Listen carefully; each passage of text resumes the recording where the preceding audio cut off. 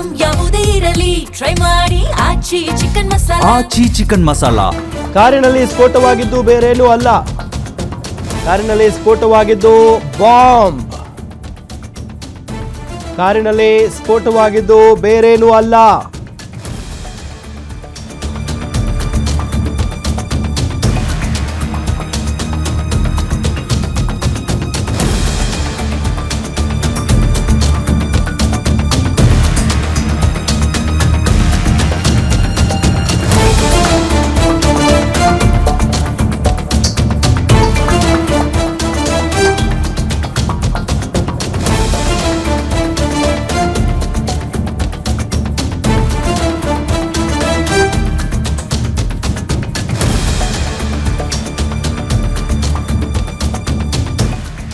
ಕಾರಿನಲ್ಲಿ ಸ್ಫೋಟವಾಗಿದ್ದು ಬಾಂಬ್.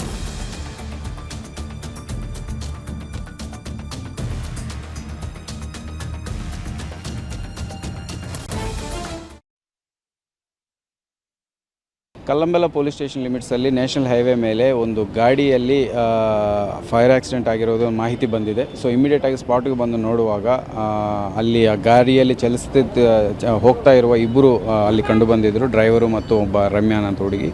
ಅವ್ರ ಜೊತೆ ಮಾತಾಡುವಾಗ ನಮಗೆ ತಿಳಿದು ಬಂದಿರೋದಂದರೆ ಒಂದು ಎಕ್ಸ್ಪ್ಲೋಷನ್ ಆಗಿ ಈ ಥರ ಆಗಿದೆ. ಸತ್ತೋಗಿರುವ ಹೆಸರು ನಾಗೇಂದ್ರ ಅಂತ. ಅವನು ಬಾಂಬ್ ಕ್ಯಾರಿ ಮಾಡ್ತಿದ್ದ, ಬೇಕಂತಾನೆ ಬಾಂಬನ್ನು ಸುರಿಸಿ ಈ ಥರ ಮಾಡಿದ್ದಾನೆ ಅನ್ನೋದು ಕಂಡು ಬರ್ತಾ ಇದೆ.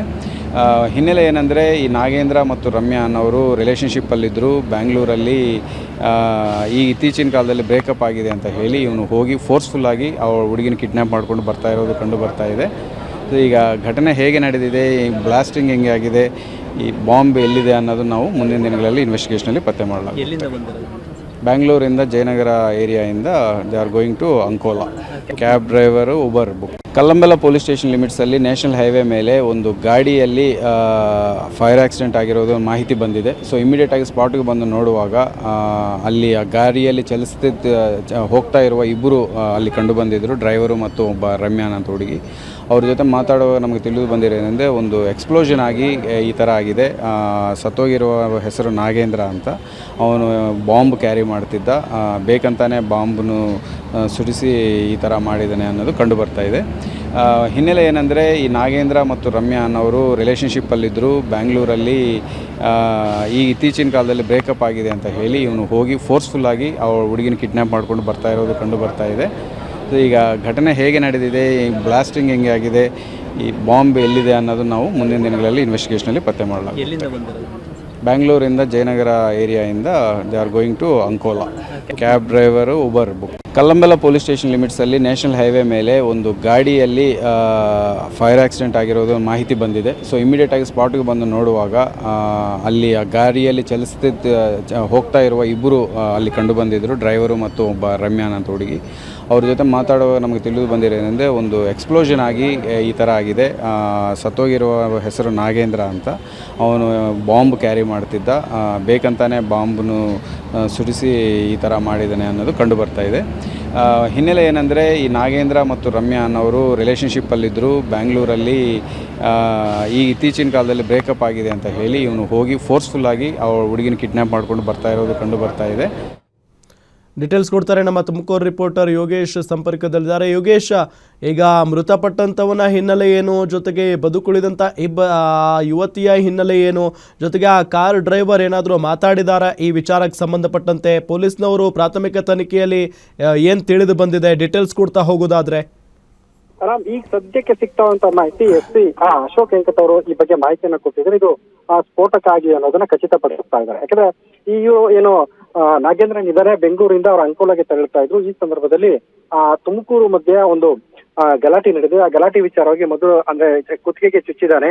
ಅದಾದ ನಂತರ ಡ್ರೈವರ್ ಅದನ್ನ ತಡೆದಿದ್ದಾನೆ. ಅದಾದ ನಂತರ ಅದೇ ಹಿಂಗೆ ಜಗಳ ಮುಂದುವರ್ಕೊಂಡೇ ಬಂದಿದೆ. ಅದಾದ ನಂತರ ಏನು ಕಳ್ಳಂಬೆಳ ಹತ್ತತ್ರ CB ಬಿಟ್ಟು ಕಳ್ಳಂಬೆಳ ಹತ್ತತ್ರ ಹೋಗೋ ಸಂದರ್ಭದಲ್ಲಿ ಜೋರ ಗಲಾಟೆ ಆಗಿದೆ. ಆಗ ಬಾಂಬ್ ರೀತಿಯ ವಸ್ತುವನ್ನ ಸ್ಫೋಟದಕ್ಕೆ ಮುಂದಾಗಿದೆ. ಅವಾಗ ಕಾರ್ನಿಂದ ಪಕ್ಕಕ್ಕೆ ರಸ್ತೆ ಪಕ್ಕಕ್ಕಾಗಿ ಡ್ರೈವರ್ ಮತ್ತೆ ಏನು ಪ್ರವೀಣ್ ಇದ್ದಾನೆ, ಅವರು ಮತ್ತೆ ರಮ್ಯಾ ಓಡೋದಕ್ಕೆ ಪ್ರಯತ್ನ ಪಟ್ಟಿದ್ದಾರೆ. ಅವ್ರ ಮೇಲೆ ಬಾಂಬ್ ಬದ್ರಿ ವಸ್ತು ಎಸ್ತಿದ್ದಾನೆ, ಅದು ಸ್ಫೋಟ ಆಗಿಲ್ಲ. ಮತ್ತೊಂದು ಕಾರ್ ಒಳಗಡೆ ಇದ್ದಂತೆ ಇನ್ನೊಂದು ತೆಗೆದು ಹುಡುಕ ಕಾರ್ ಒಳಗಡೆ ಕೂತ್ಕೊಂಡಿದ್ದಾನೆ. ಕೂತಾಗ ಅದು ಸ್ಫೋಟಗೊಂಡಿದೆ ಅನ್ನೋದು ಗೊತ್ತಾಗ್ತಾ ಇದೆ. ಈಗ ಸ್ಥಳಕ್ಕೆ FSL ತಂದವ್ರು ಕೂಡ ಮತ್ತೆ ಬಾಂಬ್ ಸ್ಕ್ವಾಡ್ದವ್ರು ಕೂಡ ಬಂದಿದ್ದಾರೆ. ಇನ್ನು ಪರಿಶೀಲನೆ ಕೂಡ ಮಾಡ್ತಾ ಇದ್ದಾರೆ. ಸದ್ಯ ಬದುಕುಳಿದಂತ ಡ್ರೈವರ್ ಪ್ರವೀಣ್ ಪೊಲೀಸರ ವಶದಲ್ಲಿದ್ರೆ.